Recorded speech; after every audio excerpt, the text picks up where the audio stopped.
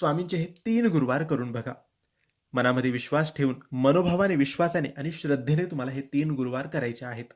हे 3 गुरुवार तुम्ही विश्वासाने, श्रद्धेने केले तर तुमच्या इच्छा पूर्ण नक्की होतील. स्वामी प्रसन्न नक्की होतील. तुम्हाला अनुभव नक्की येईल. मित्रांनो, फक्त 3 गुरुवार आणि तुमची प्रत्येक इच्छा पूर्ण होणारच. स्वामी समर्थांच्या कृपेने जीवनात चमत्कार घडतात.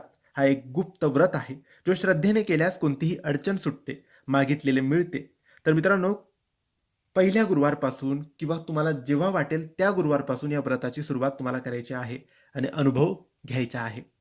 तुम्हाला 3 गुरुवार हे व्रत करायचे आहे.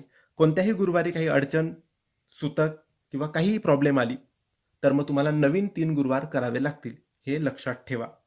3 गुरुवार करताना 3ही गुरुवारी उपवास करायचा. फलाहार तुम्ही करू शकतात आणि संध्याकाळी रात्री स्वामींना नैवेद्य दाखवून तुम्ही उपवास सोडू शकता. हे झालं उपवास कसा करायचा आणि नियमांचं